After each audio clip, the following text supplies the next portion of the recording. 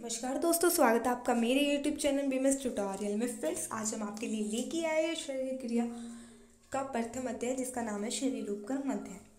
तो सबसे पहले हम बात करें तो शरीर उपक्रम का अर्थ क्या होता है। शरीर उपक्रम का अर्थ होता है कि शरीर के बारे में संपूर्ण विवरण, मतलब शरीर में क्या है भाई, शरीर की उत्पत्ति कैसे होती है, शरीर बनता कैसे है, शरीर की वृद्धि कैसे होती है, इसका क्षय कैसे होता है। तो ये इन सब प्रकार का जो हमें ज्ञान है वो, मतलब इन सब प्रकार का ज्ञान, इसको हम क्या बोलते हैं, शरीर उपक्रम बोलते हैं। कि भाई शरीर में जो व्याधि उत्पन्न होती है वो कैसे होती है, उसकी चिकित्सा कैसे होती है, मतलब जो आपको शरीर के बारे में सब कुछ सारी चीज़ें पता चलती है, उसका अर्थ होता है शरीर उपक्रम। ठीक है जी।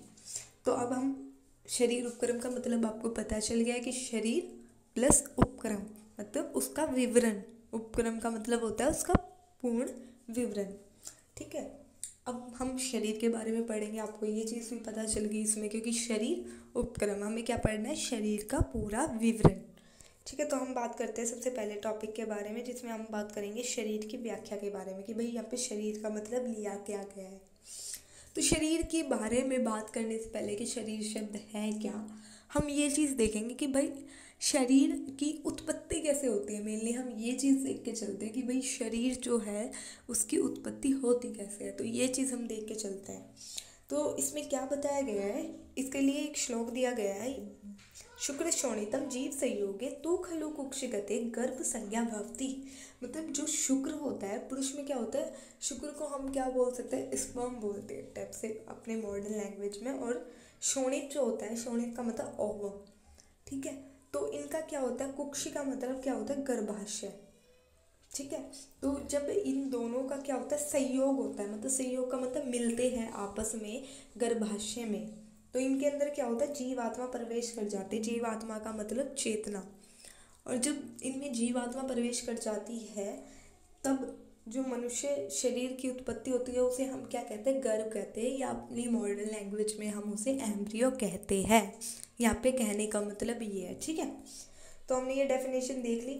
अब हम बात कर लेते हैं मेनली कि देखिए, जो आयुर्वेदा होता है उसमें हर चीज़ ये कही जाती है कि भाई जो ये सारी चीज़ें हैं सृष्टि में। आपने एक श्लोक भी पढ़ा होगा अपने कि शरीर में यावंती ही लोका। ठीक है। कि मतलब जो जो इस लोक में है वो इस अभी हमारे शरीर के अंदर है। कहने का मतलब ये है कि जो सृष्टि में सारी चीज़ें हैं वो सभी क्या है, पंच भौतिक है। तो हम ऐसे मतलब रिलेट कैसे कर सकते हैं कि भाई फिर तो शरीर भी पंच भौतिक होना चाहिए, जब सारी चीज़ें पंच भौतिक है।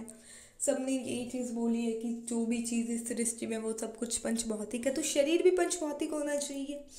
तो अगर हम शरीर के बारे में बात करें तो जो मनुष्य का गर्भ होता है वो भी पंच भौतिक होता है। कैसे पंच भौतिक होता है ये चीज़ भी हम देख लेते हैं। तो अभी हमने क्या बताया कि शुक्र शोणित का संयोग होता है, उसमें क्या होता है, आत्मा मिलती है, 8 प्रकृति मिलती है, और क्या होता है, एकादश इंद्रिया, पंच महाभूत सब मिल जाते हैं। मतलब इसके कहने का मतलब डिटेल में बताया गया है, सुश्रुत के द्वारा दिया गया श्लोक है। ठीक है। तो इसमें सब कुछ मिल जाता है। फिर उसके बाद क्या करते हैं, पंच महाभूत इन पे कार्य करते हैं। मतलब कैसे करते हैं, जो वात होता है वो क्या कार्य करता है, गर्भ को विभाजित करने का कार्य करता है, मतलब विभाजित कर देता है। आपने एम्ब्रियो की जो स्टेजेस पड़ी होगी एक टाइप से, आप उस चीज़ से रिलेट कर सकते हो यहाँ पे। तो वायु ये वाला काम करते हैं। तेज क्या करता है, इसको पचाता है, मतलब इसको पकाता है, उसकी जो स्किन फॉर्मेशन है वो करता है। और उसके बाद जल क्या करता है, जल उसको लिक्विफाई करते हैं, क्योंकि वो लिक्विड में ही रहता है तो लिक्विफाई करता है। जो भी उसको मतलब कि क्या कहते हैं कि वो प्लेसेंटल वगैरह से भी अपना जो मूवमेंट वगैरह थोड़ी बहुत करता है लिक्विफाई होके, तो वो सारी काम क्या करवाता है, जल करवाता है। पृथ्वी क्या करता है, सैनन और गंता कार्य करता है, डेंसिटी। और आकाश क्या करता है कि स्पेस क्या करता है, रिक्ता निर्माण करता है, मतलब क्या करता है कि स्पेस की फॉर्मेशन करता है जिससे उसका आकार बढ़ता रहे। तो ये कार्य यहाँ पे आकाश महाभूत करता है। इस प्रकार ये पंच महाभूत यहाँ पे कार्य करते हैं। अब हम नेक्स्ट बात कर लेते हैं कि ये 5 प्रकार के जब महाभूत गर्भ पर कार्य कर जाते हैं तो क्या होते हैं, उसके हाथ पैर नितंब वगैरह क्या हो जाता है, निर्माण हो जाते हैं। जब उसे क्या कहा जाता है, गर्भ को शरीर कहा जाता है। ठीक है। ये बात होगी। तो जो शरीर होता है वो षडंग होता है। षडंग कहने का मतलब क्या होता है कि ये देखिए, ये होता है षडंग। शरीर मतलब कि 4 शाखाएं, मतलब 2 हाथ, 2 पैर, एक हो गया ट्रंक और एक हो गया हेड। ठीक है, तो ये 6 चीज़ें हो गई। इसको हमने क्या बोला है, क्षणिक शरीर बोला है। ठीक है, अब देखिए, अब उसके बाद देखते हैं कि उसके बाद कुछ नहीं देखना है आपको इसमें। फिर हम नेक्स्ट बात करते हैं कि शरीर का जो पर्याय होता है वो क्या होता है, उसे काय भी बोलते हैं। यहाँ पे आपको बेसिक मेटाबॉलिज्म प्रोसेस के बारे में दे रखा होता है कि जो हमारा शरीर है उसकी वृद्धि और क्षय होता रहता है। मतलब कि जो हम खाना खाते हैं उसका मेटाबॉलिक प्रोसेस होता रहता है, जैसे कि हम जो हम मूवमेंट करते हैं, वर्क करने के लिए जो एनर्जी लगाते हैं, तो ये सारे मूवमेंट्स यहाँ पे शरीर में होती रहती है। ठीक है, तो ये सब इसके बारे में बताया गया है। फिर हम बात करते हैं कि शरीर को देह भी बोला गया है। नेक्स्ट हम इसके पर्याय के बारे में बात करते हैं। मतलब जो शरीर को धारण करे उसे देह कहते हैं। मतलब देह का मतलब क्या होता है, वृद्धि या विकास। जैसे कि शरीर की जो है वृद्धि वो टाइम टाइम पे होती रहती है। पहले हम बाल अवस्था में होते हैं, फिर हम मध्य में, फिर युवा में, फिर वृद्ध अवस्था में। ठीक है, तो ये सारी अवस्थाएं चलती रहती है, शरीर की वृद्धि ऑटोमेटिकली होती रहती है। अब बात करते हैं कि गर्भ उपनिषद के अनुसार शरीर की क्या परिभाषा दी गई है।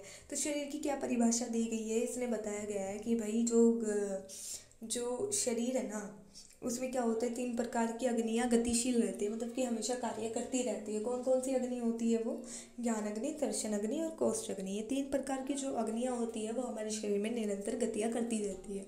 इसके अकॉर्डिंग ये डेफिनेशन दी गई है। तो ज्ञान अग्नि क्या होती है, जो हमें बताते हैं कि भाई ये काम ठीक है, ये काम गलत है। तो शुभ अशुभ जो हमें बताती है वो क्या होती है, ज्ञान अग्नि होती है। फिर हम बात कर लेते हैं दर्शन अग्नि के बारे में, जो हमें दर्शन करने का कार्य कराती है, मतलब जिसे हम देखते हैं। ठीक है, ये इसे हम आलोचक पित्त भी कहते हैं, जो हमें देखने का कार्य करता है। तो सिंपल सी बात करें तो जब आप क्रिया शरीर में आप उसके बारे में पढ़ोगे, क्या कहते हैं, पित्त के भेद के बारे में, तो आप इजीली इसको डिस्क्राइब कर सकोगे। फिर हम बात करते हैं दर्शन कोष्ठ अग्नि के बारे में। तो कोष्ठ अग्नि को हम जठराग्नि बोलते हैं कि भाई जो जो खाना हम खाते हैं उसका पाचन कैसे होता है। तो ये सब हम कोष्ठ अग्नि, ये सब कार्य किसका होता है, ये कोष्ठ अग्नि का होता है। ठीक है, फिर हम बात करते हैं कि आधुनिक के अनुसार, मॉडर्न के अनुसार क्या डेफिनेशन दी जाती है बॉडी की। तो बॉडी की क्या डेफिनेशन दी जाती है आधुनिक के अनुसार, कि बॉडी जो है ऑर्गेनाइजेशन है ट्रंक का, जिसके अंदर बहुत सारे ऑर्गन्स रहते हैं जो कि मिलके अपना काम करते हैं, जो कोऑर्डिनेशन और कॉपरेशन से एक दूसरे के साथ मिलके अपना कार्य करते हैं। ठीक है, फिर हम बात कर लेते हैं शारीर किसे कहते हैं। तो शारीर किसे कहते हैं कि जिसे मानव देखो, शारीर एक ऐसा स्थान है जहाँ मानव के जन्म मरण दोनों का भली भांति वर्णन किया गया है, उसे शारीर कहते हैं। ठीक है, ये हम शारीर की डेफिनेशन दे सकते हैं कि शारीर किसे कहते हैं, शारीर जिसमें हमें मानव के जन्म मरण का पता दिया गया हो। या हम इसे ऐसे भी देख लेते हैं, शारीर का मतलब क्या होता है कि शरीर के सभी भावों को ग्रहण करके जो अध्याय या ग्रंथ लिखा जाए उसे शारीर कहते हैं। मतलब शरीर में 2 भाव होते हैं, एक तो होता है स्ट्रक्चर, कि मतलब शरीर का जो स्ट्रक्चर कैसा होता है, एक होता है फंक्शन, कि मतलब शरीर का जो फंक्शन कैसा होता है। रचनाकर जो स्ट्रक्चर होता है, मतलब रचनाकर भाव होता है, वो हमें अंग प्रत्यंग आदि का ज्ञान देता है। ठीक है, अभी हम जो एनाटॉमी पढ़ते हैं वो हम क्या पढ़ेंगे, रचना शारीर पढ़ते हैं जिसमें हम, और जो हम फिजियोलॉजी पढ़ते हैं उसमें हम क्या पढ़ते हैं, क्रिया शारीर पढ़ते हैं। ठीक है, तो क्रियात्मक भाव जिससे हमें दोष धातु मल आदि का ज्ञान होता है। ठीक है, अब हम बात करते हैं शरीरी के बारे में। तो शरीर के बारे में मैं आपको बता दूं तो शरीरी को ही आत्मा बोला जाता है, शरीरी को डायरेक्ट आत्मा ही बोलते हैं। तो इसको क्या कहते हैं, जो पंच महाभूत और आत्मा जब मिल जाती है तो उसे क्या होता है, पुरुष कहलाता है। ठीक है, और उस पुरुष को हम कर्म पुरुष कहते हैं। अब इससे जीवात्मा के बारे में हम बात नेक्स्ट टॉपिक पे करेंगे। इसके बाद का चैप्टर हम नेक्स्ट वीडियो में डिस्कस करेंगे। आपको वीडियो पसंद आए तो प्लीज़ यार लाइक जरूर कर दो और चैनल को सब्सक्राइब करना ना भूलो। धन्यवाद।